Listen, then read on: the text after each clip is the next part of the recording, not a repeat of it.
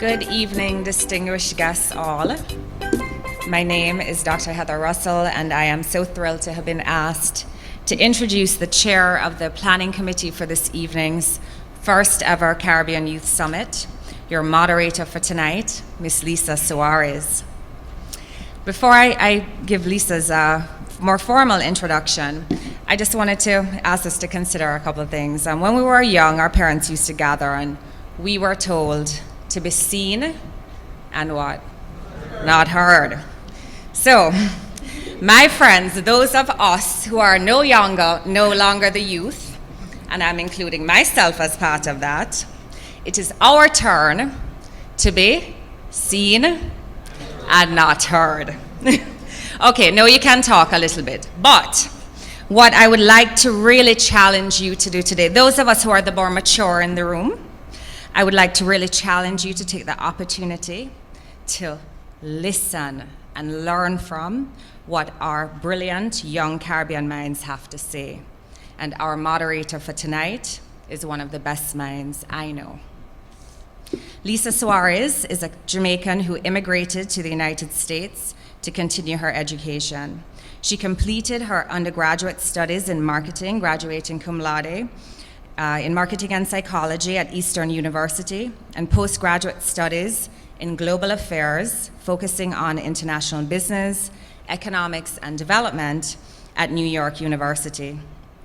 Lisa will begin PhD studies in politics and international studies in the coming fall in the UK. Her research interests include Caribbean development and politics, rights-based approaches to governance and policy, food security and poverty, financing for development, the law of the sea, multilateral institutional reform, and diasporas and development.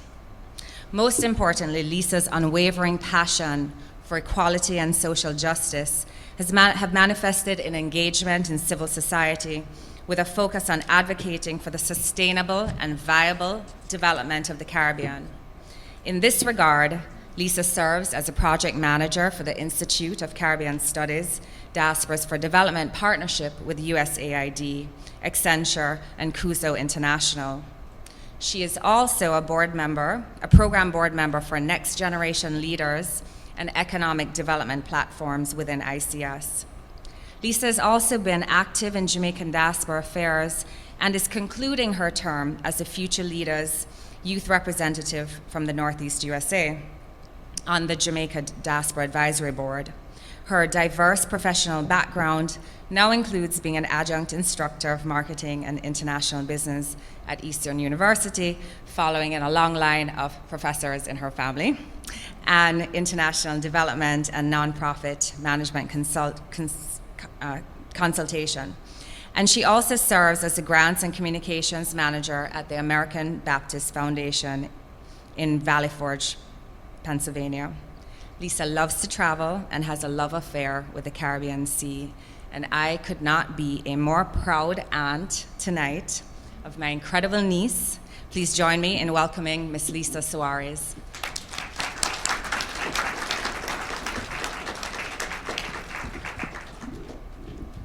Good night, everyone.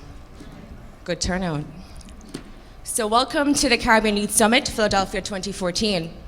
I want to personally thank you all for coming out to be a part of this historical event in Philadelphia, focused on the current and future state and engagement of Caribbean youth in the US diaspora, brought to you by Caribbean Youth for Caribbean Youth. I would like to especially recognize and welcome at this time Consul General Herman Lamont from the Consulate of Jamaica in New York. I also see Stanley Strata from the city of Philadelphia as well in the crowd. And all protocols observed if there are any other represented government officials. Ambassador Vassiani, permanent representative of Jamaica to the United States of America, also sends his official regrets as well. We also have official greetings being brought from the Honorable Minister of State, Arnaldo Brown, from the Ministry of Foreign Affairs and Foreign Trade from the Government of Jamaica through a pre-recorded greeting. I bring warm greetings on behalf of the government and people of Jamaica to you, the participants of the inaugural Caribbean Diaspora Youth Summit in Philadelphia. I commend the organizers for taking this bold step in hosting such a landmark event geared at engaging and galvanizing young people of Caribbean descent. In 2009, Jamaica hosted the first Future Leaders Conference, an initiative spearheaded by youth in the diaspora, because we are of the view that young people are critical to the continuation of diaspora homeland partnership and development. It is indeed my pleasure to see the efforts you are making to create and refine an institutional framework with the youth at the helm. This Youth Summit, therefore, represents a launching pad for the development of new strategies to involve young people in a targeted way. The theme of the summit, Reclaiming Our Caribbean Identity, is quite appropriate and will assist young leaders in having a better understanding and appreciation of their cultural heritage. In Jamaica, we have embarked on a mapping exercise to identify the skills and expertise of members of our diaspora, including our young people. Guyana also embarked on a similar initiative. This will ultimately benefit our Caribbean people in our quest for sustainable development. I therefore encourage the participants of the summit to support fully these two initiatives by completing the requisite survey, which in the case of Jamaica will be launched by June of this year, and in the case of Guyana is already online. Encourage your friends, family members, and acquaintances to sign on and become engaged. This is also an exercise in reclaiming our Caribbean identity. For us in Jamaica, this summit comes at a critical juncture when Jamaica is seeking to mainstream migration and development across ministries, departments, and agencies with the introduction later this month of the International Migration and Development Policy. At the same time, the Ministry of Foreign Affairs and Foreign Trade is in the process of developing a diaspora and development policy as a subset of the Migration and Development Policy, which seeks to formalize the partnership and symbiotic relationship between Jamaica and its diaspora. The policy addresses youth engagement, and in this regard, the government will employ strategies to encourage young people resident overseas to become involved in the wider diaspora movement.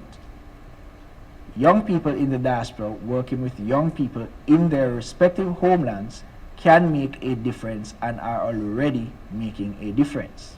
In October of last year, in Jamaica, we launched the Diaspora Youth Connect initiative in collaboration with CUSA International. This initiative is one where the youth in the diaspora are paired with youth in Jamaica to pass on entrepreneurial skills, thus empowering young people to become more productive citizens and moving development forward. I am very excited by the prospects of greater youth involvement in the political economy of Caribbean nations as we seek an effective pathway to sustainable development. Youth represent our future, and given the example you are setting and the trajectory you are on, the future of the Caribbean is indeed bright. Next year, Jamaica will host its 6th biennial diaspora conference between June 14th to 18th. We are looking forward to your full participation and attendance. I wish you every success in your deliberations and look forward to the outcomes. We want to thank the Minister for that. So, why are we all here? Why have we all gathered? Permit me to share a bit of background with you on how this year's summit evolved around the theme Reclaiming Our Caribbean Identity. But before I do so, I would like to introduce Sophia Balin, the president of Temple University's Students Organized for Caribbean Awareness, to share her perspective on Caribbean identity. Let's welcome Sophia. She asked me, how do you connect with your culture? Stone-faced and dressed in a business suit while the others watched like vultures, staring, waiting for me. I froze and went blank and gave the only answer I could muster, a proverbial cluster of, it affects the way I walk, the way I talk, the way I eat, the music I listen to, my values, everything. She looked frustrated and asked me again. I gave the same answer. It wasn't until I left that I knew I bombed that interview, and I realized all the things that I could have told her. I could have told her how during the World Cup and track and field, living rooms overflowed with testosterone and red stripe. Uncles and cousins cheered like green, black, and yellow was their blood type. When I was little, I didn't know what an Asafa Powell was, but I knew it was wicked. Wicked like crooked old men playing cricket on Sunday, especially the Easter one. You had to have that cheese with Easter bun. And Christmas is twice as fun if sorrow is on pour, and I eat enough rum cake till I can't eat anymore. And I would tell her how growing up, I thought dominoes was the most thugged out game ever. Playing dominoes with Caribbean men is like entering a war zone. The slamming, the bombing, the yelling, the occasional threat to take someone's life. It used to scare me, but I had to know why these grown men were so hype. So until my cousins decided to teach me, I was mentally prepping myself because this was not a game, okay? This was thug life, do or die. Until I realized, oh, we're just matching numbers. Oh, okay, with the slamming and the bamming, I had thought it was a little bit more complex than that. But, and as disappointed as I was, it was nowhere near as bad as when I went to Jamaica and found out I was chubby. I was 12, and I was a round little dumpling. I was pleasantly plump, and I used to play with Jamaican kids with long and slender limbs who ate mangoes and guinea. Meanwhile, I was in the back cradling a big bag of plantain chips. And they used to call me Fatty Boom Boom. And when I ran and couldn't catch up, they used to say, "Guan, Fatty Guan." And sometimes, "Hey, Fatty, you still love Patty?" And I never made it hurt my self-esteem because growing up, my father had always told my sisters and I that regardless of skin tone, shape, or size, we were queens. His friends were Rastafari, and though many only know them as those lock-rocking, incense-stocking, boat-rocking people on that puff-puff pass, to me, they were daddy's friends. Men that talk politics, eating right, living natural, and always remembering that we were African. Men that held my hand and greeted me with a "Good morning, little princess," or a "Good morning, my queen." Now granted, this set a ridiculously high standard for me and any man I would meet in my life, but I realized how a man must treat his wife, and anyone that was interested in me had to pass what I call the Taris Riley test. When I looked into his eyes, I had to hear, "She's royal, yeah, so royal, and I want her in my life." If I heard that, then I knew he was a keeper. And I would tell her that I can't complain about anything in front of my grandma because nothing I ever go through will compare to the goats she had to tie up, the chicken she had to feed, the water she had to fetch, the miles she walked to school, and how regardless of country girl circumstance, she raised 6 kids and got 2 master's degrees and taught me that I have no excuse. And I would tell her how at every family barbecue, I'm guaranteed to hear without fail, Beres Haman, Buju Banton, Shaba, or Bob Marley Whale. And of course, action. Not a bagamote subi, talking make the gal and broke out. Action. Not a bagamote subi, talking make the gal and broke out. And I would tell her that I had a professor once say the Caribbean had a tragic history, filled with Indian genocide, imperialism, and slavery. This is true. But tonight we can see what we've created. A culture with people with different views who are of different hues and sit in different pews, yet they unite together in this room. A culture so colorful, so vibrant, so complex, it cannot be suppressed or sedated because my name will always be Sophia.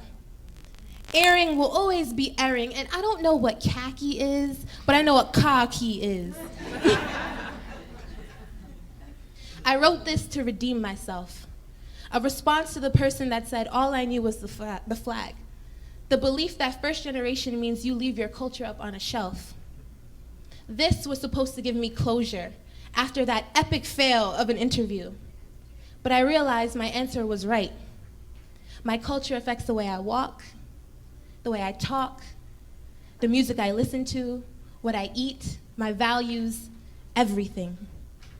Jamaica has a famous motto, out of many, one. So whether you call it plantain, platanos, or banan, one people, one blood, and one love. Thank you.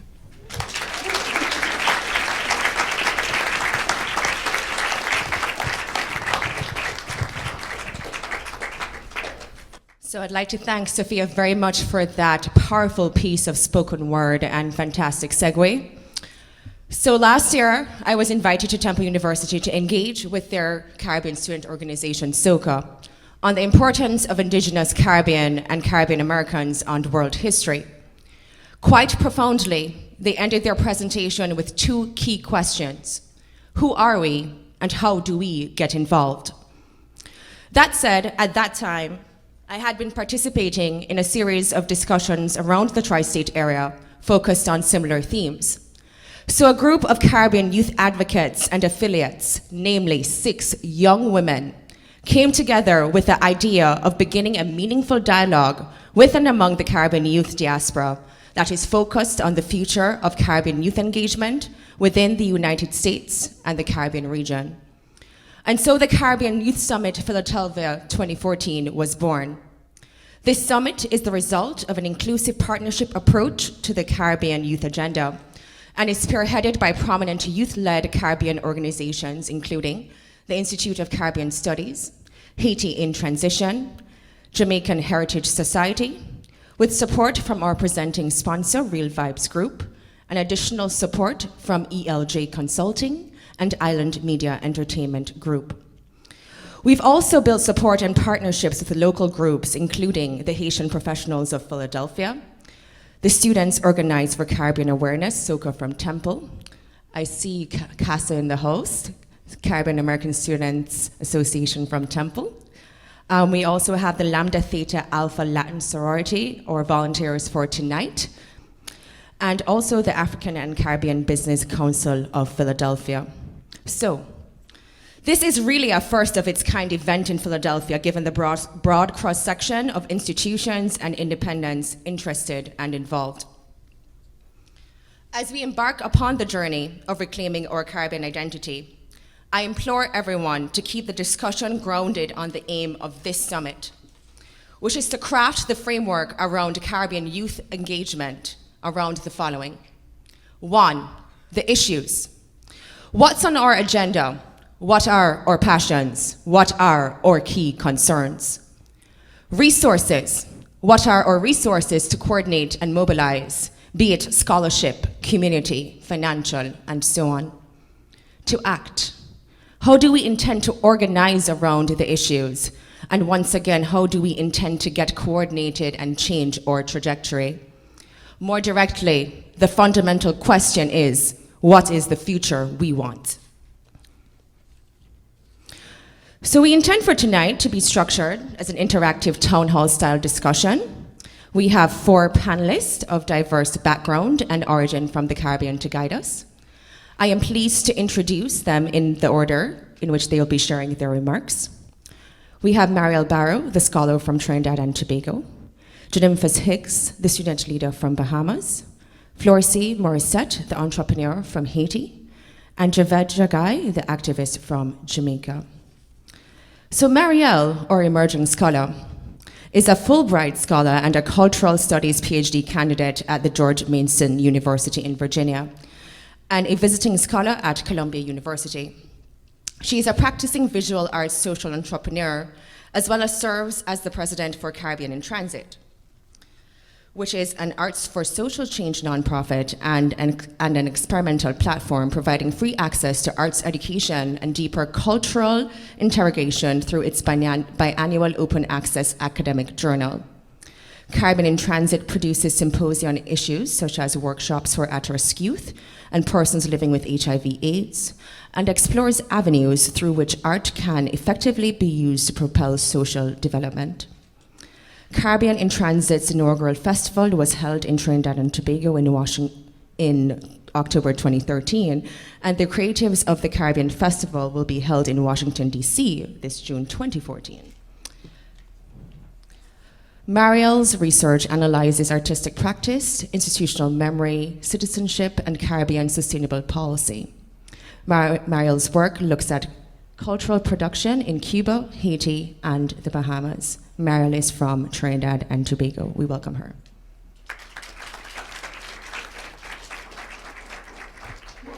Janimphus Higgs, or student leader, is a PhD candidate at Drexel University, where his research focuses on improving the performance of orthopedic implants.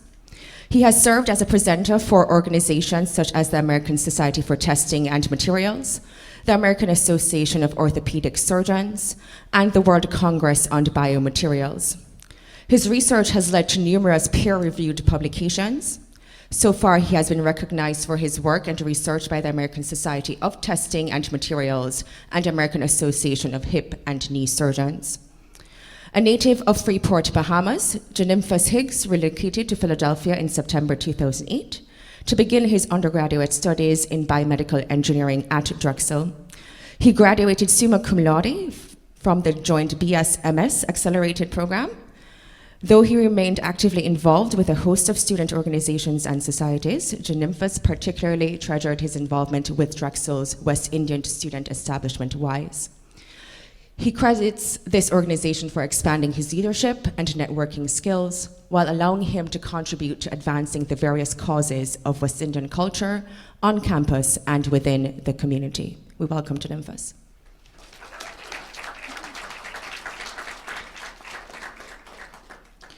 Flor C, or entrepreneur, is a Haitian American executive advocate and community organizer working at the intersection of culture and business. Her Vivant art collection debuted in 2007 on Gallery Row in the heart of Philadelphia's historic Old City. Vivant Consulting followed in 2011 and works with academic institutions and art organizations to create exhibitions and cultural programs that unite diverse communities. Her initial goal for her gallery was to dispel myths and negative images of Haiti and its culture by presenting brilliant artwork about Haiti's legacy. Now the gallery has expanded its reach to celebrate underrepresented art and artists from Africa, the Caribbean, and Latin America, while retaining its reputation of highlighting Haitian art. As the only remaining Black-owned gallery in Old City and one of 3 in Philadelphia, she regularly opens her space for artists, art lovers, and professionals. Flor C emphasizes the importance of arts and culture as the vital heartbeat of any community. Her dedication has earned her a place as a pillar of the Philadelphia art community. She serves as the chair of the Board of Haitian Professionals of Philadelphia and has been featured on the cover of the Philadelphia Inquirer and the Philadelphia Tribune, and in 2011, the Tribune named her as one of the 10 under 40 to watch. Flor C is a graduate of Duquesne University and is a member of the Delta Sigma Theta sorority. She works and lives between Philadelphia, New York, and Washington. Please welcome Flor C.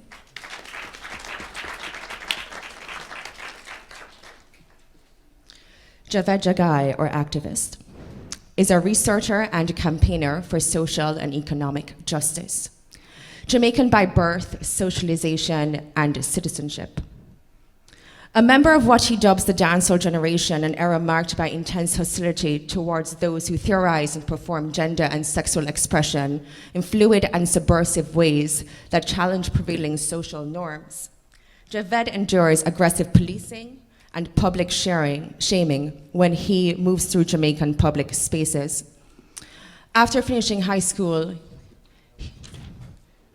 he left Jamaica to study abroad, an experience which transformed his life and worldview. He attended Lester B. Pearson United World College of the Pacific in Canada, and then pursued a liberal arts degree in Dartmouth.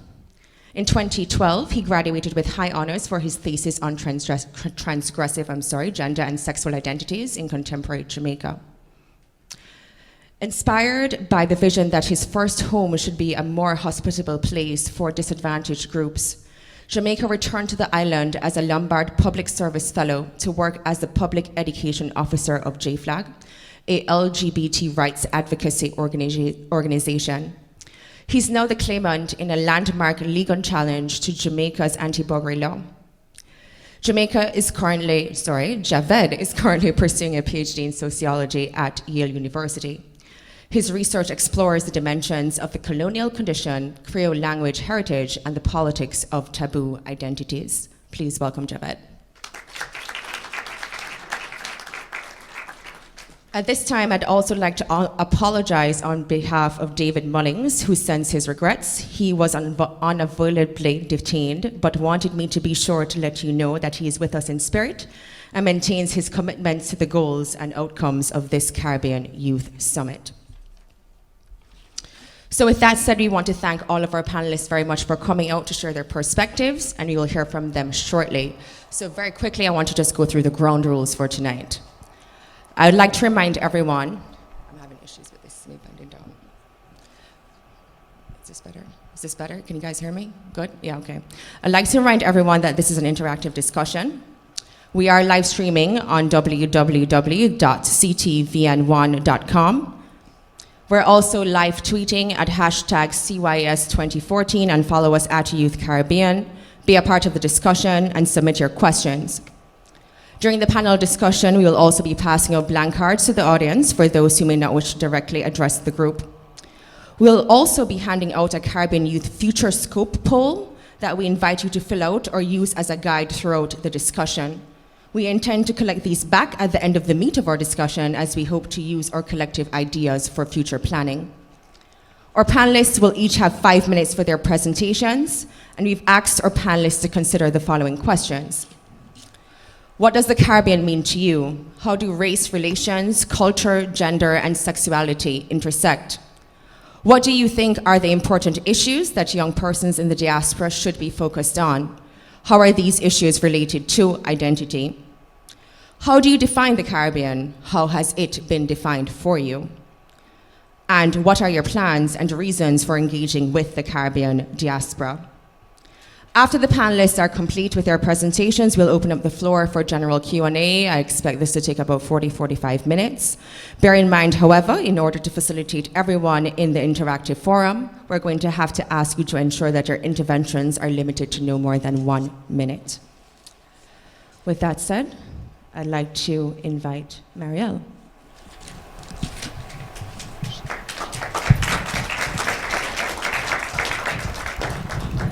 Good evening.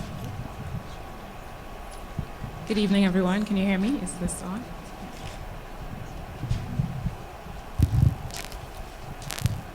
Good evening, everyone. Still now? Yes? Okay, great. It's a pleasure and honor to be here tonight. I just wanted to start by saying that, it's a strange feeling to be a non-resident alien in the US and to return to the Caribbean and be identified as from the US. So I want to start with the kind of confusion of identity that Caribbean, scholars or Caribbean people who are constantly mobile experience.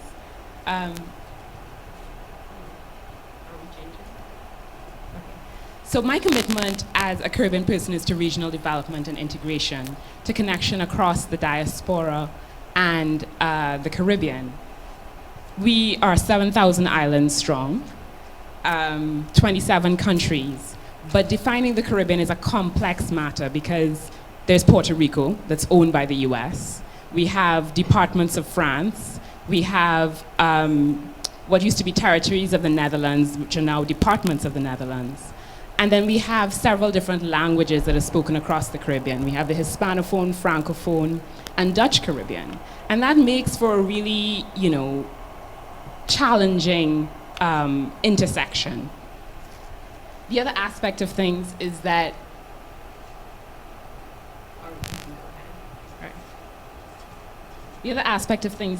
we are twice diasporized. We've come from Africa, and then we've come to the US, some of us, and then we have the Indians who've come from India, to Trinidad particularly, and to other Caribbean islands, I think like Martinique.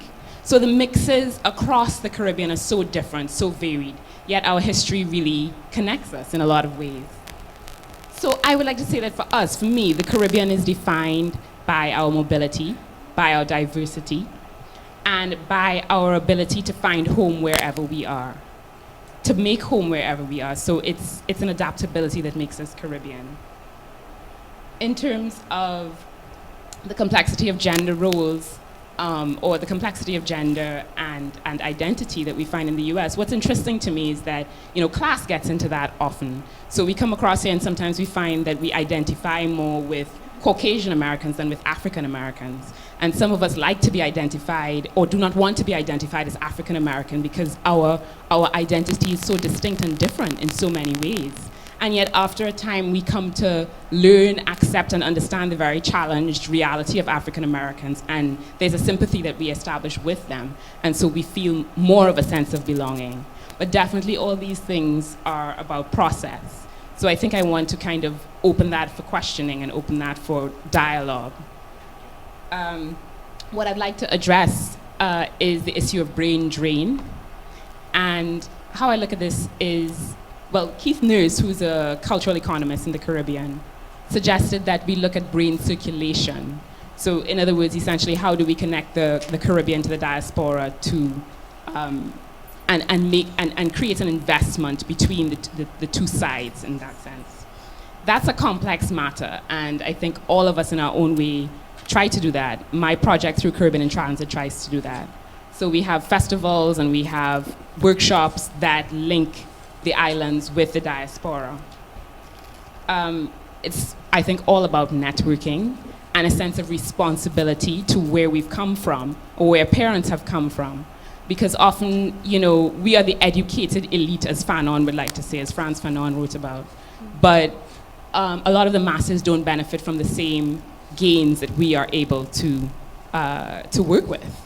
And we have a responsibility to our communities and to our nations to go back home or to at least send that knowledge back home. Because what happens is that, I don't know if it's the same for a lot of you, but in terms of from Trinidad and Tobago, half, if not more than half of my high school lives in the US. What does that mean in terms of the educated Caribbean being out here? And most of them have PhDs or at least masters and are working in high-paying jobs. And they get so caught up in the fast pace of life out here that they don't even have time to think about home, except for Carnival. And, while that's exciting and that's great that we identify with our region in terms of the exciting parts of it, it's also very remiss of us. We have a responsibility because that's where we got our richness from. So we have a responsibility to give something back and to ensure that those coming behind us have something to hold on to. I guess in the end, I see the Caribbean not as a place anymore, but as a space. I think we go to the last slide here. Because being Caribbean means being invested in the Caribbean. And that may not mean that you were born there or that you even have any Caribbean blood, whatever that means in inverted commas. It might mean that you have been married into the Caribbean by actual marriage or just by a scholarly investment in the Caribbean or by just a growing passion and love for what the Caribbean is.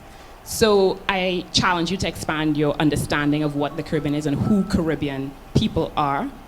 The other thing is that there's some scholarly enterprises that think of the Caribbean as much wider than the geographic Caribbean or even the diaspora, but they think of Latin America as part of the Caribbean because there's so many Caribbean settlements in Latin America.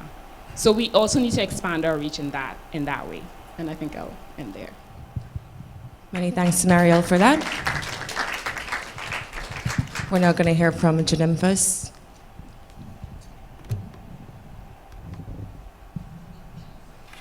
Good evening. Before I begin, I'd actually like to say thank you all for coming, and I'd actually like everyone to give a round of applause for everyone here because this turnout is actually amazing.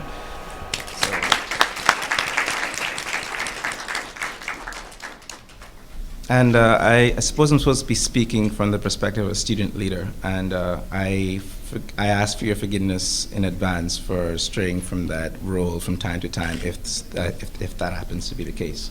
But to start off, we were asked to talk about what the Caribbean means to me, and the Caribbean for me is home. How you define the Caribbean, I think, varies depending on who you are. You may want to use the definition that I guess textbooks use, which is whether the shores were washed by the Caribbean Sea. There is a more modified version of that that says a group of people that have a somewhat similar identity, similar goals, similar beliefs. But I mean, I may have the dissenting opinion here, but I don't necessarily think the term Caribbean or the Caribbean region needs to be as exclusive as certain people try to make it. My thing is, I believe that everything should be moving forward, which means that I feel like if you want to be more inclusive, then so be it. As far as I'm concerned, I actually will use a definition that I used to everyone else that asked what WISE, the West Indian Student Establishment, was about. People ask, if you have to be Caribbean to be a part of it, and I'm like, no. Are you interested in the Caribbean? Are you interested in moving the Caribbean forward? Are you interested in learning about the culture, the beliefs, and other things that have made us who we are today? And so the Caribbean to me is an area that I can call home, but at the same time, I like to think of it as a spot or as a place that I can use to now use a benchmark or use as a benchboard to create change and affect change, particularly in that region, but also to anyone else that's interested in being a part of that to come out and join within the goal of doing so. With regard to race relations, culture, gender, and sexuality, this is something that I feel like the Caribbean is actually a bit behind the curve on. Once again, I may have the dissenting opinion, but I don't apologize for my thoughts. And that is to say that at the end of the day, you are a human being, regardless of who you decide to love, who you decide to be, what you decide to wear, you are a human being. And regardless of what you may think, you shouldn't be treated differently because of that. And I also think that it may be a bit hypocritical to tout ourselves as the Caribbean as being very God-fearing when we take that God-fearingness and actually use it to bring other people down. I'm a firm believer in what I grew up with and what I thought. That doesn't mean that I treat anyone differently. And I think that's something that the Caribbean is actually falling behind on that. And I want to encourage you to keep that in mind with whatever you decide to do. With regard to the following questions about important issues that young persons of the diaspora should be focused on, there is, to bounce off what you're saying, the concept of brain drain. And even when I go home, people ask me, because they ask me what I'm studying, I tell them, and they're like, so what are you going to do? I was like, I will do this, I will do this, I'll do this. They're like, so how are you going to come back and do that? I was like, just because something doesn't exist yet doesn't mean that it can't happen. And I'm a firm believer in that. I feel like, yes, I've been away working on my undergrad and master's degree for the past 5 years, and I'm still away working on my PhD. But this is an effort for me to fully understand the topic that I've chosen to study and try to get a better understanding of what I can do with it, how I can expand it, how I can elaborate on it, and how I can make a difference, whether I make that difference immediately here in the US or how I can eventually come around to making a difference back home. But it will happen. And just because it doesn't fit in anyone's predefined mold doesn't mean that it can't happen. And I actually want to encourage young diaspora to remember that. And regardless of whether you decide to be, when you decide to remain abroad or you decide to go back home, just make sure you make a difference wherever you are. Because you must remember to live up to your potential as a human being and as an individual. And if you actually do that, your effects will be seen wherever you are. And so that's the comment or the advice that I would like to leave for the individuals of the young diaspora. And that actually follows into the final question of my plans or regions for engaging the Caribbean diaspora, because I feel like I've chosen a path that isn't necessarily as easily defined for a young man from the Bahamas or from the Caribbean, but I have every intention of making sure that my home sees the benefits of my work. And I would like to encourage those to keep that in mind. If you are of a similar mindset or different, it doesn't particularly matter. But just remember your personal goals, your personal interests, and your personal abilities need to be fully realized. And I hope to see what I can do with regard to getting that particular agenda pushed to other people as well. Thank you for listening. I want to thank Shalimfas for that, and I'm going to challenge you guys with the concept of intellectual remittances, moving past monetary remittances to intellectual remittances. With that said, Florcy, please.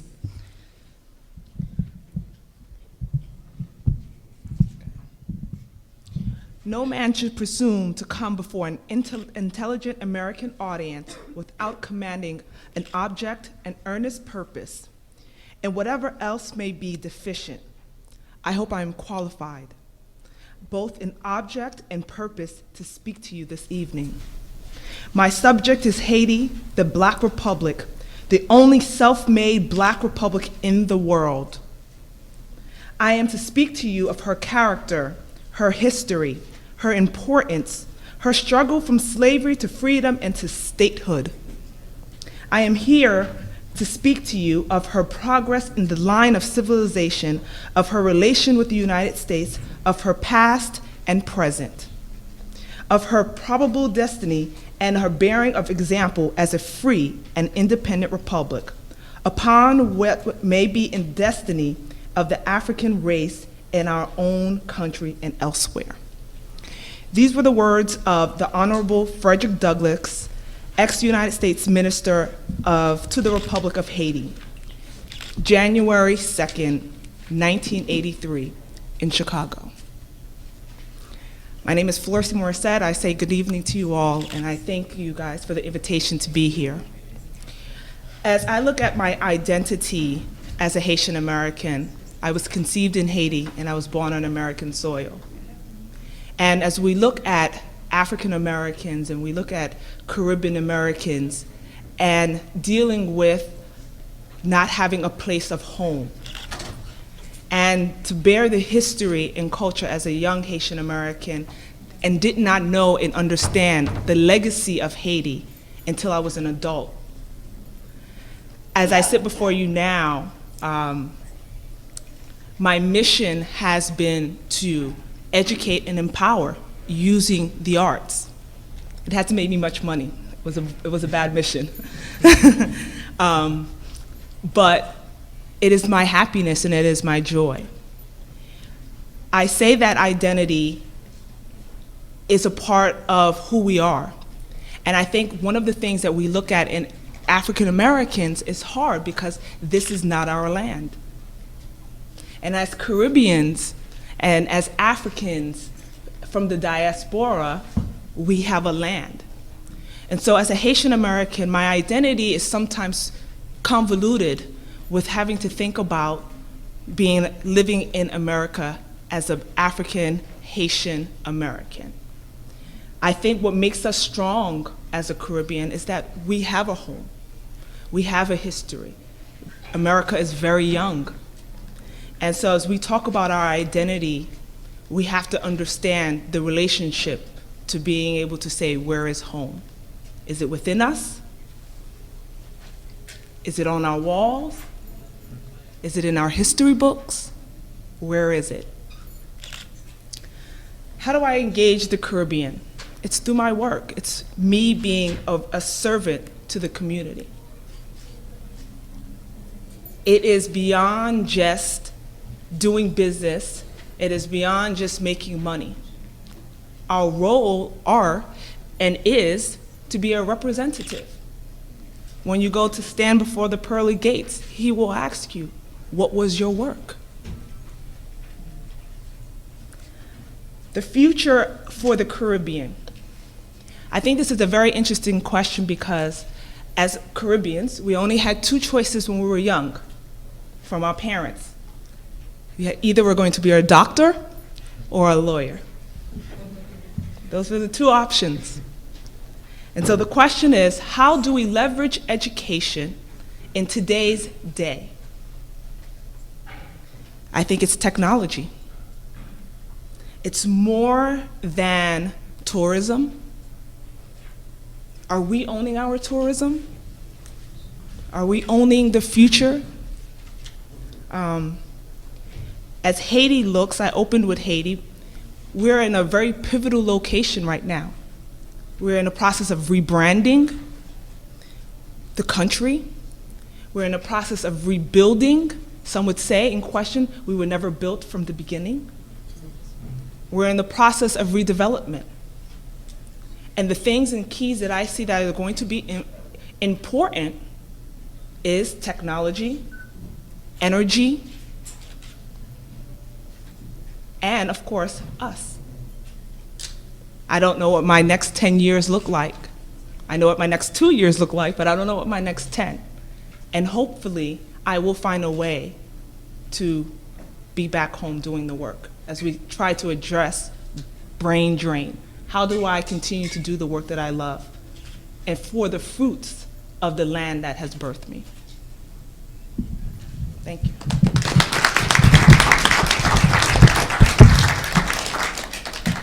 Before we hear from Javed, I just want to remind everyone that you do have a Caribbean Youth Summit Future Scope sheet that was given out to you with your summit details bifold. That said, take some time to review that, fill it out as we move towards Q&A. With that said, Javed. Hello, everyone. I'm really excited to be here tonight because I returned from Jamaica a year ago to start my PhD at Yale, and since that time I've been thinking a lot about who I am and what legacies I've inherited as a Jamaican living at the turn of the 21st century. My father is descended from Indian, his entire family is descended from Indian indentured laborers, while my mother is descended from African slaves in Jamaica. And at home, our first language was Jamaican Creole, and I learned English in school. And there's something very magical about the fact of who I am and who came together to create me. And I often celebrate the fact that I probably couldn't have been born anywhere else, and I couldn't be me, the person I am today, if I was born anywhere else, because the constellation of factors that came together to create the individual I am are very specific to the Jamaican cultural and historical context. And even though we were growing up in a place where people questioned whether or not my mother was actually her mom, because she looked African while her children were clearly some hybrid mix of something else. And so there was this understanding, people did perceive us as different, but I never perceived anybody else as different, because the Jamaicans in my classroom were just like my mom. They spoke the same language I spoke, they ate the same food I ate.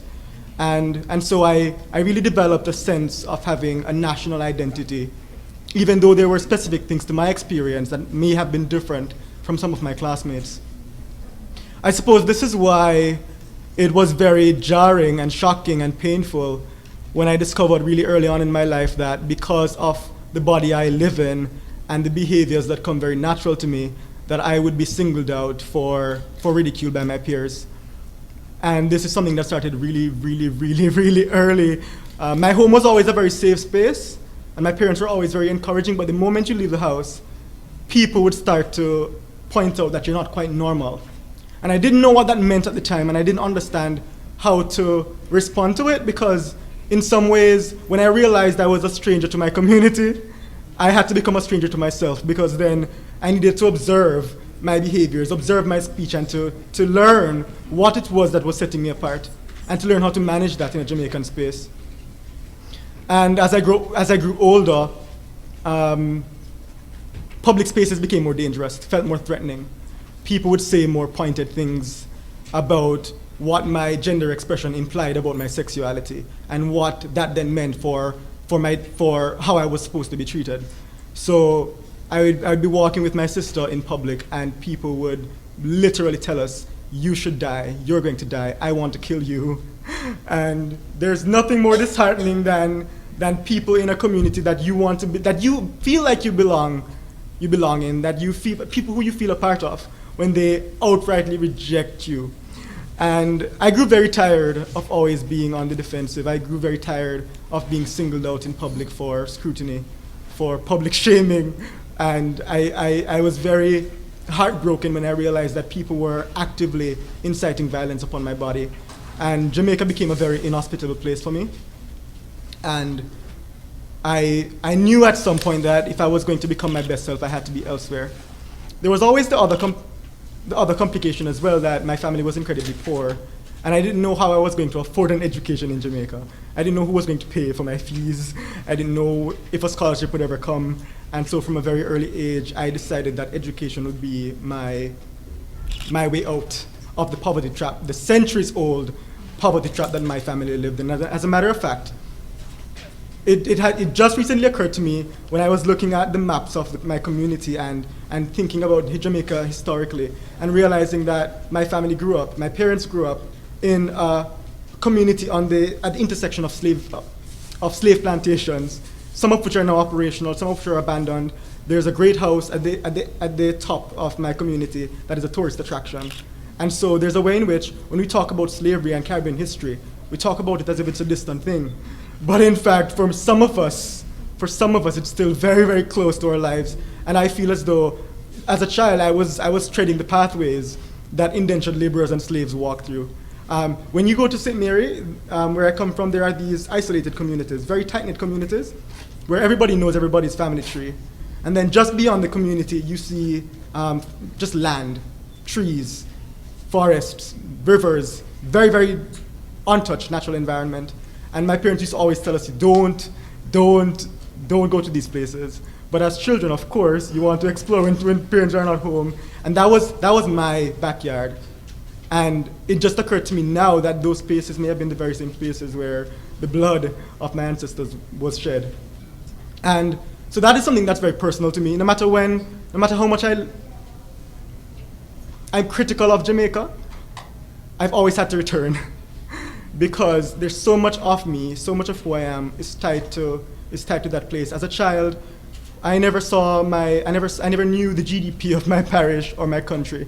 I knew the potential of my people. I knew the potential of the place that I grew up, and I wanted to do so much. I wanted to be a leader. I wanted to help to build the Jamaica for my generation. And to realize that, the object of your desire is not what is culturally sanctioned, and so we are going to ostracize you. And I've had to learn to not be resentful, because resentment is not a very productive emotion to feel. And I genuinely want to understand my society. I want to understand Jamaican history. I want to understand the societal forms and practices that we've inherited, so that as an activist, when I go to Jamaica and say I'm going to promote a particular cause, I want to know who I'm speaking to, right? I want to understand as an individual how I was influenced by this society, and how then can I develop a vocabulary to talk to people about things that are important to me and important to them. And as a student, I go to school and I get degrees, but I'm really not interested in the degrees. I'm interested in the learning process. Every single thing I do in school is related to Jamaica. Everything, every single class I'm in, I find a way to make sure that the teacher knows my interests and allows me to use the material and use the frameworks that they gave me to think about Jamaican society. And that's what I've always done in school. That's what I continue to do, because I don't know what it is, but I just feel an immense love. Perhaps it's empathy. Because even through understanding my parents, my Jamaican parents were very authoritarian. And we had a lot of clashes growing up, because I was always the child that said, but why? But why? And so back chat, that can't go on. So I developed this desire to understand more about the world I was living in. And while my parents couldn't always nurture me in the way that I wanted to be nurtured, they tried their best. And they love me, and they care for me. And so there's a way in which I look at people and I recognize that they bring with them all of what they know, all of what they experienced, all of what they witnessed, all of what they believed. And so many of us have misguided convictions and unexamined convictions that we live by, that we haven't interrogated because we haven't been exposed to alternative ways of seeing the world. And so I think, as an intellectual, as an activist, as a thinker, I have a responsibility. And I always had this responsibility as someone who saw the world a little differently. I had a responsibility to share that with my community. Not to force it down their throats, not to convince them that I'm right and they're wrong, but to create a space where more of us can talk about our life experiences, more of us can talk about our perspectives on life, and where we can learn from each other despite our differences. And that's something that I'm very committed to as an individual, and I am very much looking forward to building a community of individuals, artists, thinkers, creators, who want to play an integral role in transforming our society, but who recognize that we are the ones who have to do the transforming. First by transforming ourselves, and then by sharing our insights with people who we come in contact with. And I'm so thankful to be in this space right now because it's not often that I get to speak to a community of Caribbean nationals who I know understand at some fundamental level why it is we care so much about the places we come from. And I often, when I talk to my friends from African countries actually, they will tell me that, okay, I'm from Burkina Faso and I have 14 million people in my country, and I say, whoa, 14 million? I have 3 million, how do you feed that many people? But even despite the size, right, it's not about the size. Jamaicans will tell you this. It's not about the size. It's about the community you build. It's about the cultural transactions that take place and the things you pass to each other that become central to your character. And I don't know what it is about Jamaica. Maybe it's the seasoning they put in the food, but there's something that always brings me back to that place. And I always think if there's anywhere in the world that we can fix our societies, it has to be the Caribbean. We have a small number of people on individual islands and nation groups. There are enough of us. There are enough of us who are using our brains to come up with solutions. There are enough of us who can come together and figure out how we're going to make this space more livable for more of us. And I suppose that's why I'm so encouraged. I'm never ever disappointed, or I'm never doubtful about the possibilities that we can develop and achieve if we just come together. And I hope I'll continue to play an active role in bringing people together to have these very same kind of conversations. Thank you. A very big thank you to all of our panelists. Just give them another round of applause, please. So we're moving to the interactive portion of tonight.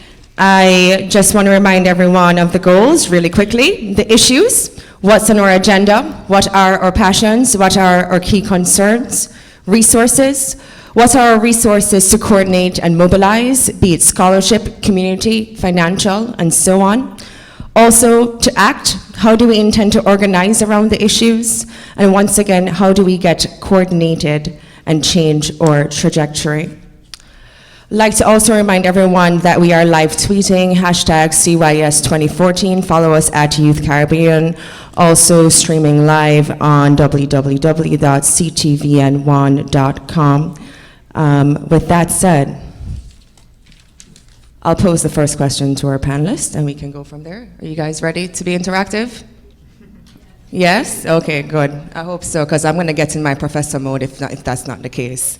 So, all right, everyone, my panelists, in your current capacities, what are the issues that you are currently focused on as it relates to Caribbean identity, and how might those of us who may be interested in similar things get involved? I'm assuming you're going to say more, so. Okay, so I run an enterprise called Caribbean in Transit, and we produce an academic journal for the arts. It's now 500 pages strong. Four issues have been published so far, and we are working on the next 3 issues. One of our issues is focused on Haiti, on the Haiti Ghetto Biennial in particular. And we work with young scholars, we work with established scholars as our guest editors, and what we are focusing on is teaching young academics, especially to publish, because this is not something that's very kind of understood and known in the Caribbean. So it's a process whereby we help to train young people to write about the culture of their country or their community. It covers all the arts, from architecture to dance to music. And we do poetry, short fiction, creative fiction and nonfiction, as well as film and visual essays. So artists of all type can participate and can learn to publish and showcase their work at a certain standard that is, established academically. We also do arts festivals. So in this case, we're looking at, especially at-risk youth, and teaching them to work through their issues through the arts, as well as we are trying to produce a tourism product that can help to sustain the Caribbean economically. So we're doing festivals. We have one in DC that's in partnership with the IDB and the Smithsonian in June, and we have one in Trinidad in October. We look at arts, entrepreneurship, and the environment. So that's what we're doing.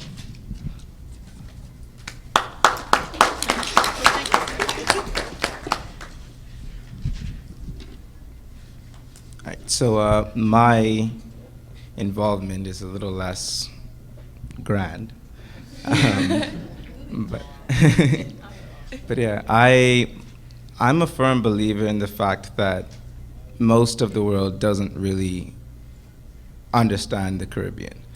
And I'm a firm believer in the fact that most of the world thinks that they understand the Caribbean because they see things on TV, they hear things on the radio, and they think that, oh, what you dance like, what you sound like when you make your songs, and what you eat, that determines who you are. That's a very, very, very small part of who we are. One of the biggest things that I think is a great part of who we are is the fact that, for the most part, we really do value a human individual. Like, you really do value your neighbors, you really do value those in your environment. And one of the biggest things that I thought was strange when I came to this country was the fact that everything seemed a bit cold. I'm not talking about the temperature in the winters, I'm talking about actual interactions with other people. I grew up in a place where you didn't pass someone on the street, whether you knew them or not. You said good morning, you said good afternoon, you said good evening, or if you didn't, they'll find who your parents were, they will find them, they will tell them, and you get a beat when you get home, because you don't do that. You actually make sure that you value the human being, and you're supposed to respect your whoever you come in contact with. Where my first week here, I had a bit of a surprise. I think it was about 7 p.m. I was walking down the street. I was maybe on 34th and Market, nothing like too shady. And I was, I guess maybe a 65, 70-year-old lady was walking in the opposite direction, and I just said, good evening, because that's what I do. And she looked at me, and she kind of clutched her purse and walked near the side of the street. And I'm like, is it really that strange to actually care about the people around you? And so I think that one of the biggest things that I've been trying to do is get that part of my culture more involved with people who I'm with, because that means a lot to me. And so I try to do my little whatever I can on a smaller scale, because I do think that the grand attempts are important. I'm just not able to do them, and so I try to do them on a smaller scale with those who I come into contact with. I want to make sure that people who meet me realize that I am who I am. Yes, I'm Janimphus, but I'm from the Bahamas. I grew up a certain way, and I want to maintain the way that I grew up. And I want to ensure that if I can do something to encourage my little slice of paradise to be more important or more of a part of your life, I will do that. And that's one of the things I've also been trying to do within the Caribbean Club at Drexel Wise, is to make sure that everyone that's a part of it realizes that it's more of a family as opposed to just an organization to be a part of, because that's how I've felt with everything that I've been a part of back home, because you actually care about the individuals that you interact with, and you try to make their interests your own. You try to have goals that are shared. You try to make everyone realize their individual goals. You do what you can to help each other out. And so that's what I've been doing in my own little slice of the world. Thank you.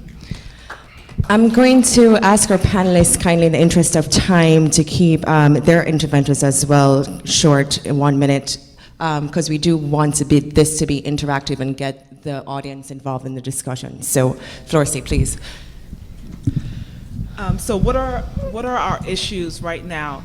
I'm going to wear my Haitian Professionals of Philadelphia hat on and respond to this question. I'm the chairman of the board. The organization came together years ago to be a resource to Haitian Americans, because we're pretty much first generations here. And so we wanted, can you guys hear me? Fine? Okay, I'm sorry. We wanted to be a resource for each other. So one of our main issue that we're tackling is to be able to build a network. The organization, and be a network that can support each other and say, okay, I'm looking for a job, or can you review my resume, or do you know someone here because I'm looking for this job, and giving each other the opportunities and resources to do that. Collectively as a whole, our work is to give back to Haiti, as well as Haitian American, well, not Haitian Americans, but our elders who came here. So part of our issues right now is not only just helping each other grow together, but address what's happening in Haiti. So we have a relief fund in which we do major fundraising. Stanley Schroeder, call him one of my fathers, was during that time with the earthquake, we fundraised, and we raised over $150,000, and we did emergency relief. Currently, our goal is to build that relief fund to be $1 million fund, where it's Haitians raising money for Haitian organizations. That is important. If we're not the ones doing it, we cannot expect for other people to do our work. And if we do expect them to do their work, you're gonna get a slap on the back, and a little money is gonna be taken on the side. And so right now, what we're going to be doing, May 17th, we're going to be celebrating on our May 18th Flag Day celebration, where we're going to do a big fundraiser, and I want to take this opportunity to invite you guys to be a part of that. But one of that, it's part of fundraising, showing people our culture, and really enjoying it. So that was my question. Thank you. Answer.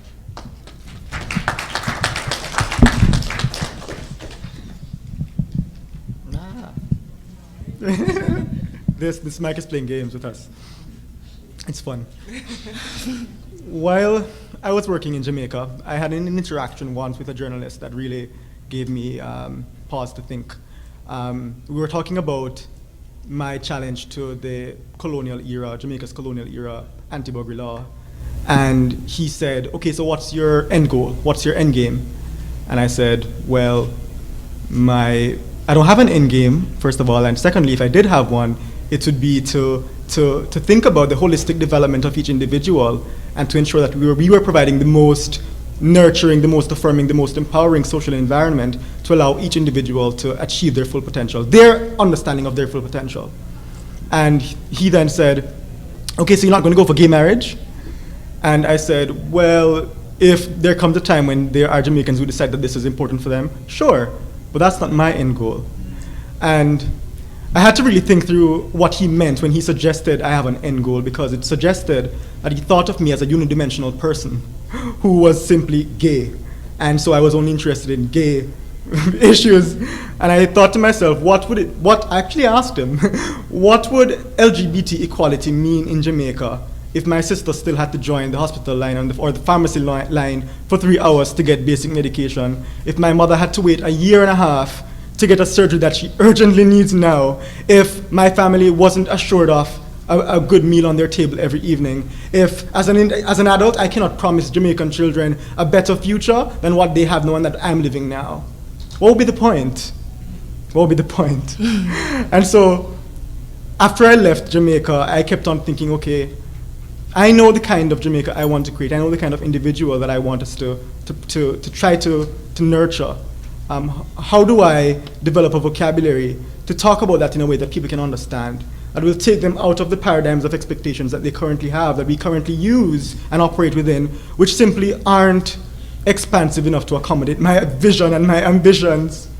And so while I think about what that other revolutionary possibility for individual and communal liberation might look like, I still believe that there is great value in interacting with the individual and connecting with people and in helping to transform their lives through shifting their perspectives.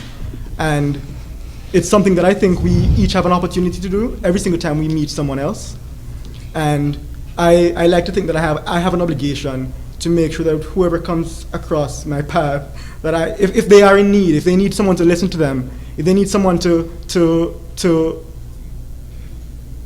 think through a problem that they're going through, that I can be there. And that even if, the large-scale, big political actions that we do, we hope that the effects will trickle down in a generation or two. But what are we doing on the day-to-day to empower and encourage each other? And that is something I'm very invested in right now. And I would encourage all of you who are here just to recognize that is something you can give to the world. That is something you can give to the world in every moment that you interact with another human being. And so just to be conscious, to be mindful of our environment and our surroundings and the people we come into contact with, and ensure that when they leave us, they leave with inspiration they leave with something good. They leave with affirmation. They leave with calm, as opposed to anything else. Thank you for that. Okay, everyone, remember this is interactive, right? Let me go to my young folk. #BeingCaribbean. Remember that whole social campaign we embarked on? So guys, what do you guys think? What does being Caribbean mean to you? How are you going to make the Caribbean better? You've gotten some guidance from these folk here. Let's talk about it, right? Show of hands. We have up here, go ahead.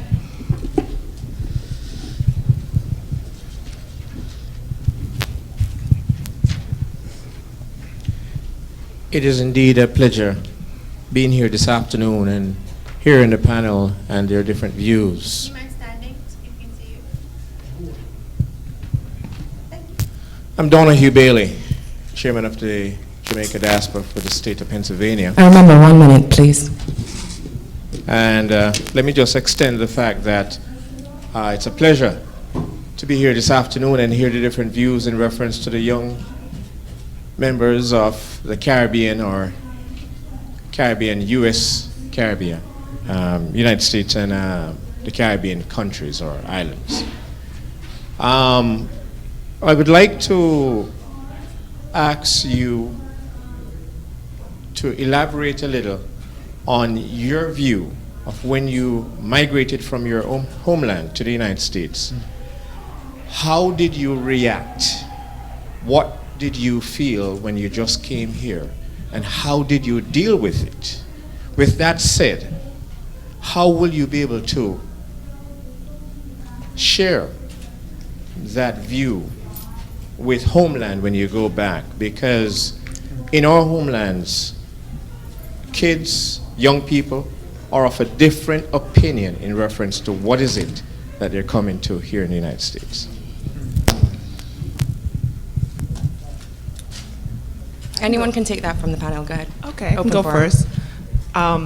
Thank you for the question. Oops. Yeah, we're just gonna hold it. That's a very great question. I actually was conceived in Haiti. My mom was pregnant, and she came to the United States for better opportunities, and that process was intense. She took 2 planes, a boat, and here we are. But to answer that question, I'm going to talk about when I actually went to Haiti to pick up my 2 sisters and brothers at the age of 14. And going back to Haiti and seeing the country changed my dynamic and my perspective. That's when I embraced my culture more, because my mom was trying to learn American and English, but to go there, that's when I understood the richness of the country. I understood my culture, and that was a very big paradigm shift for me. One of the interesting things as an adult right now is, and we talk about brain drain, and it's very big in Haiti. A lot of people were forced to leave because of political strife, or looked for better opportunity, and we lost a lot of intellectuals. In the Haitian diaspora, it is very difficult in talking about, and I don't want to shift away from answering the question in terms of youth, but one of the things that we're looking at now is how do we get back to Haiti? And so my answer is there are a lot of Haitians that want to come here, but it's interesting how many Haitians want to go back home. And as youth and teens and young academics, the transition is going to be just as interesting in terms of what are the cultural differences of living in America and not having the things that we're so used to and going home, and expectations, and likewise. Anyone else? Jennifer? If I can just add on that, just to make sure I understand, you said comment on how it was when we came here and then going back and your interaction with those that are still there.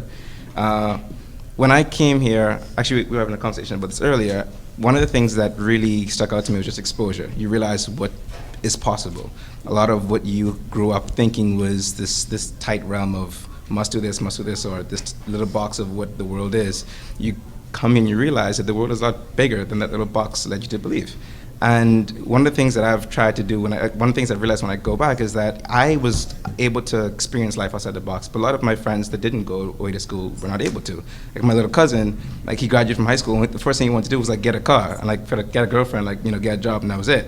And I'm thinking to myself, I know there's more to that, but does he know that there's more to that? And I think one of the things that is important is to remind everyone that there is more to that, because there's no way you're going to have growth of a country if everyone just wants to do the same little box-shaped thing. And so I think that's one of the requirements that that we need to make sure that we continue to do, is live outside that box and encourage others to live outside the box. Because yes, we're able to experience things outside the box. We need to encourage others who wasn't able to do that to see what life is like. I would love to hear from some of the other young folk in the room. Any comments? Questions for our panelists?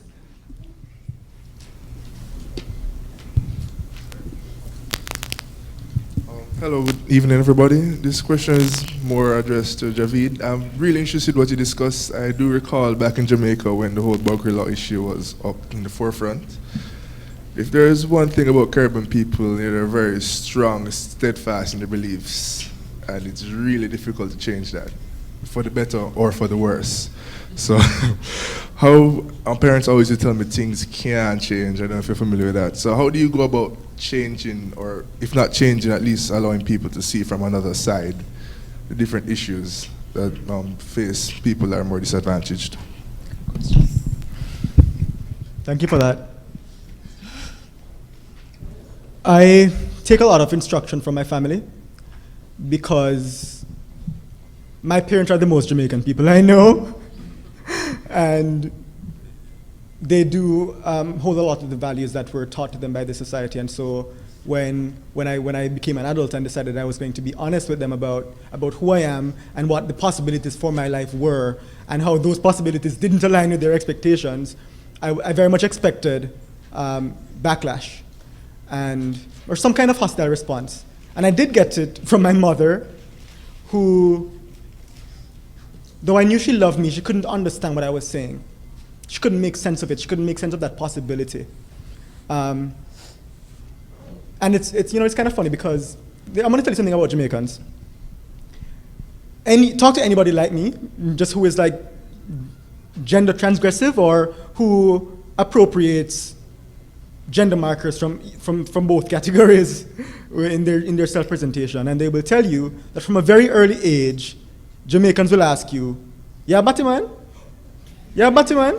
And now it's funny because when I was younger, I thought they were being hostile, but maybe they were just identifying something you didn't yet realize.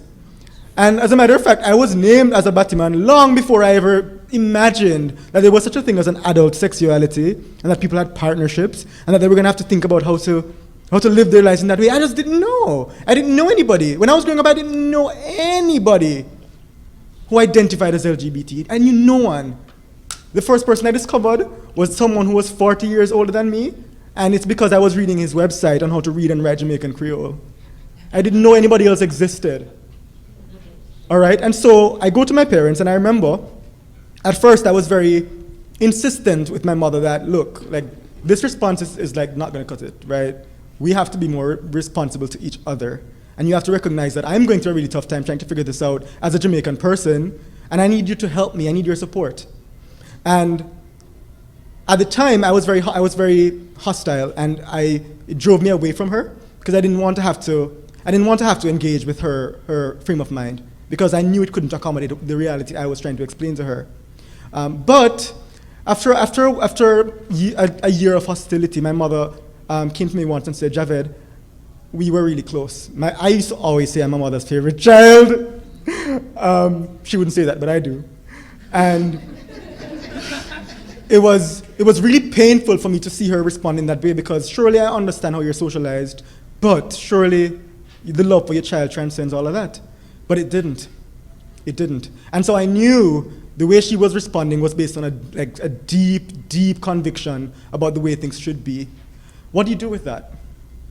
I had to try to be understanding because I said to myself, I have been in this body and I've had this mind all my life. And it took me 2 full decades to finally utter the words, "I am gay," and to really understand the gravity of that statement in a Jamaican context. 2 decades. Now I go to my mother, who don't know nothing about this, and in a moment, I expect her to embrace me and fully understand. And that's just not reasonable. It's not reasonable. The fact is that the way Jamaica is today, the way the Caribbean is today, isn't the way it was a generation ago. We know more now. We are exposed to more now. We have more experiences now. The fact that I'm studying abroad, that I even have that option is phenomenal. My parents got electricity in their home for the first time in the 1980s. We got a TV for the first time in the 1990s. Cable around 2000. We just get bus, right? And so now we have to come to terms with what we now know, right? And people in my generation we're living our lives. When you go to Jamaica, you have a huge LGBT community living in the shadows. They're living their lives, but they're living in the shadow of everyone else's lives. And we haven't yet come to terms with it because I don't think many individuals who are LGBT understand the responsibility we have to educate people about who we are, because they don't know. Nobody wants to hate you. Hate feels like stress. When you hate somebody, it's stressful. Nobody wants that. If you can show people another way, just by exposing them to who you are so they can see your humanity, the myths and the stereotypes and the fantasies will vanish away. Thank you.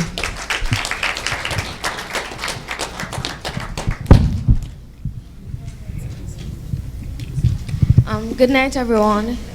Coming here, it was so funny to hear that the first question was, what makes you Caribbean, or how do you define the Caribbean? Because when I was on my way here, my uncle and I were actually speaking about it, and I was actually born here, but I was raised in Jamaica, and so he always says to me, "You're not Jamaican," and I will always say to him, being Jamaican is not necessarily a nationality, it's an experience, and I lived it, so I think that I am Jamaican.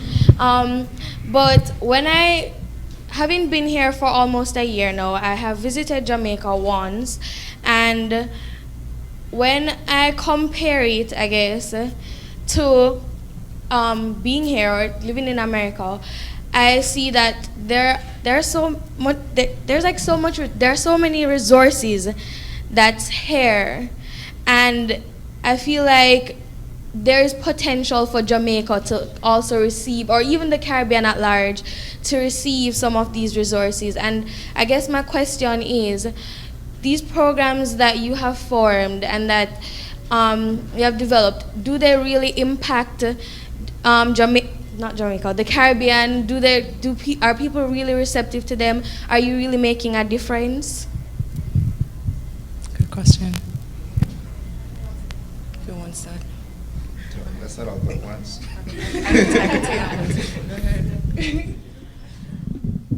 That's a great question. We make a lot of effort, and our impact is limited because of resources. Not because of the human resources that we bring, or the motivation that we bring to it, or the care that we bring to it, but because as young individuals who are, still in the realm of being formed ourselves, we are limited by our own constraints, financial and otherwise. But we are having an impact. We are teaching, we are producing resources that, in terms of academic resources, even if they aren't as widespread as we want them to be now, they will last forever as documents that are accessible, that will help to further the cause of the Caribbean for anyone who can access it and read it. And part of the big issue in terms of documentation is that we are not considered, our canons are hard to establish or to identify because they're not written. And that tends to be the mark of civilization according to Western society. And so if we don't start to write so that other people can read and access who we are limiting our reach. Because not, a lot of people come into contact with Caribbean people, yes. Right? But if they want to know more, it may not be within their reach to know more, right? Their access may be limited. So when we provide resources for them to look up, that provides access. When we teach 5 kids, even if it's only 5 kids, that they have the opportunity to see the world differently, that if they were told or thought that they couldn't do art, they recognize that they couldn't, that it could be transformative in their lives, that they can use their mobile phones for art. If we can impact 5 kids like that, it's still an impact. It's still 1 impacting 5 or 5 impacting 5. And very slowly, that will have a trickle-down effect. Yes, our objective is to have a larger effect, and so that's why we're organizing festivals, and we're trying to get other organizations and other youth to rally behind us to spread that impact, because we have the content.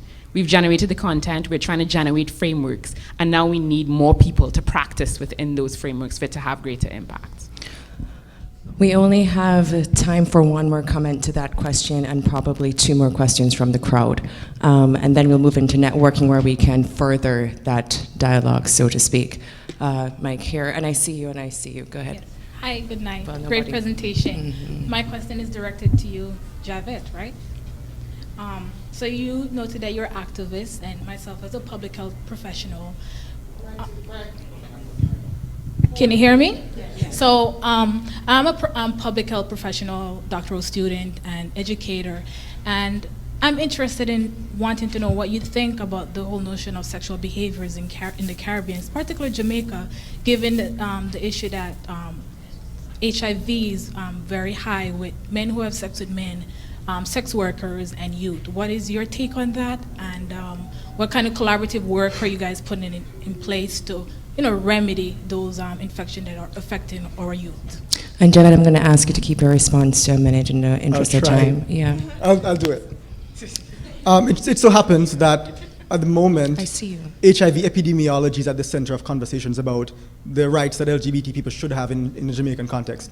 Now, I'll clarify that this is probably only relevant to the G in the LGBT, because it's really gay men who engage in unprotected anal sex, who are at risk or at higher risk for contracting HIV. So I like to step back from this dialogue and this conversation because it presumes a lot that I don't share. So for example, I don't think love happens in the loins, I think love happens at the confluence of minds. And I know this because I'm in love.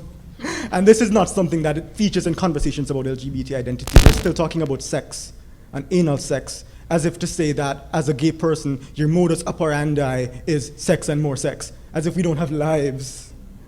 And so this conversation is important, and I would like to say that it's happening. It's actually at the forefront of debates right now. And whenever people are opposed to the recognition of LGBT people, as citizens of Jamaica, they will tell you, but they are basically walking disease vectors, which is a really offensive thing to suggest. And also it really speaks ill of people who are not LGBT, who are living with HIV, and who have to live with the stigmas that we then create in order to oppress and ostracize and exclude people who are part of the Jamaican or the Caribbean family. So it's important, it's happening, but I now wish we could expand the conversation to encompass the immensity, the complexity of individual lives. Okay. You want to go first? Brittany.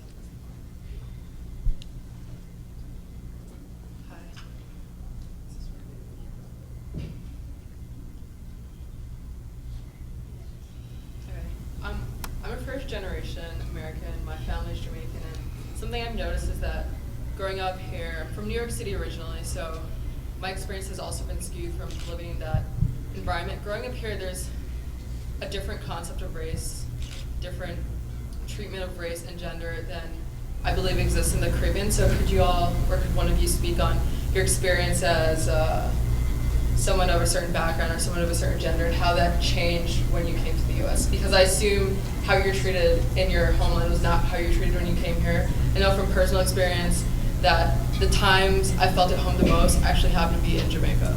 Like in America, I feel like someone who's different a lot of the times. When I went there, I never felt like I was different. Apart from the fact that, I can't speak patois properly. People make fun of my twanging, but I still felt Jamaican. I felt like part of the people, and I don't get that feeling here. So if someone would like to answer that question, that'd be great.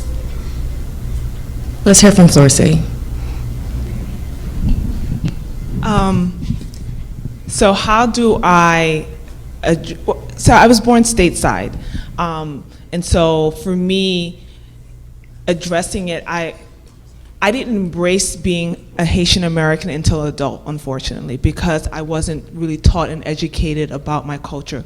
And it's interesting because my mom, she bred education, and it wasn't necessary that you're teaching and saying, oh, you're Haitian, here's, Black Republic. So I didn't necessarily learn that. But I remember clearly in the 80s, and being from New York City, when my mom took to the streets with thousands and thousands of other Haitians when we were attacked for saying that AIDS, HIV, was created in Haiti. And that was a very shifting point for me being as a Haitian person. And I was teased and I was picked on. I think every young Haitian person was always picked on. And so it created a layer of strength. I didn't know why. I was being picked on, you know, I didn't know what did you think, what do you think about Haitians, or what their view was. I don't know, because what do you see on TV? You see only one town of the slum. They show you one town every time. It's the same one. They don't show you any other beautiful other areas. And so I, as an adult, embraced it by making it a mission to educate myself and educate others, and through the work with HPP, my business Vivant, I started to dispel the negativities and myths about Haiti. It's beautiful. People don't know we have one of the top 10 beaches in the world. You know? And so I guess, and now that we're talking about bullying and those things, I think it's finding ways, and I think as we look forward to the future, finding ways to educate yourself and others about your country. I'm always quick to say the first Black Republic. Hey. I'll close on that note. Unfortunately, guys, we're going to have to wrap this up and move over into the networking session room. We do have hot food and all of that. Claire, you may have to wait until we go over into the networking session room. We don't have time, though. Everybody, I'm Dr. Nelson, and I am very asked you to ensure you answer that poll, the future we want. The central question was the future we want. And so you have three issues: agenda, issues, resources, and toast. So as you look at the question, as you close out, I'd like you to just answer your closing remarks by saying it's 2030 and what is the future you want. Okay? If you could close out with that, we'd really appreciate that. With that, Renee, if you could come up, please. Good evening, everyone. Thank you so much for coming and for engaging in this discussion. I just want to ground our discussion a little bit because we arrived here under the banner of Caribbean diaspora. And I think part of the challenge with motivating and engaging Caribbean youth in the US is, what does it mean to be a part of the diaspora? What does that word mean? We kind of take it as we were born here, we have parents who are Jamaican or Haitian or Bahamian or Trinbagonian, or we ourselves were born in the resident country and came here. But I want to read something to you about, it always helps to go back to the root of the word, right? So the root of diaspora is Greek. And in all its various uses, the diaspora has something to do with scattering and dispersal. And to the ancient Greeks, diaspora seems to have signified something, mainly a process of destruction. That's what diaspora, that's what it's rooted in. So it comes with this idea that there is a forceful movement of people from one place to another that they now form as home. And many of us in the diaspora discourse, or even just talking, often are told of the Jewish example, the Jewish diaspora. And indeed, the Jewish diaspora is kind of held up as like the flagship, the model of what all diasporas should be, which is fine. But I think that the word is dynamic and has evolved, and we need to embrace that it is different. And for the Jewish example, it's very theologically based. So they felt as if they were dispersed as a manner of, because they sinned against God. So it was punishment, the dispersal. So the dispersal comes as punishment to form the diaspora. Many of us left pseudo-voluntarily from our countries. Many of us left totally voluntarily. Are we then a member of a diaspora, or we're just hanging out on the edges? What does it mean? And I want to suggest to you that something that Mariel brought up and Javed and I were discussing earlier is this concept of the Caribbean as a space and not necessarily as just a region of 7,000 islands of various languages and topography.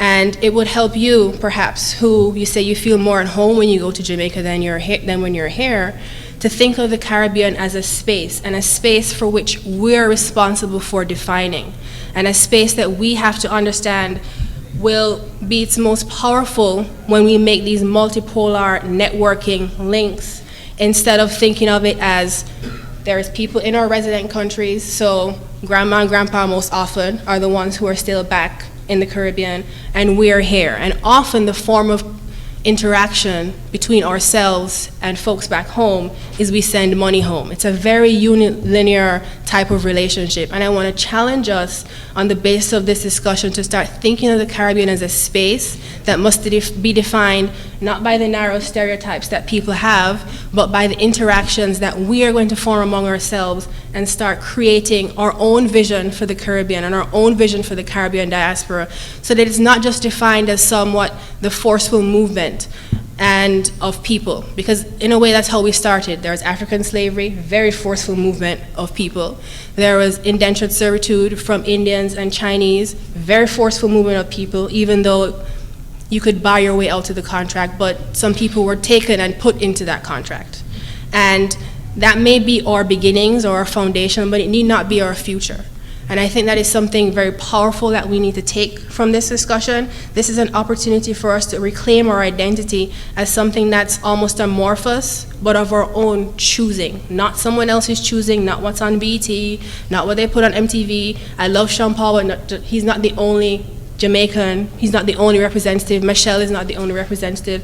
We are the representatives of the Caribbean diaspora. And for us to properly engage and fully realize our might and our power, we have to begin defining our space and reclaim our imaginations. Our space is not limited by geography, and it need not be limited by time. Some of the work we do here, we may not live to see the benefits of it, but that should not prevent you from doing the work. As Florissy said, if we do not do our own work, it is to our detriment. We must do our own work. We must shape our own futures, start building those connections across homelands, across communities, so that we can ensure that our Caribbean identity remains something of our own choosing. Thank you.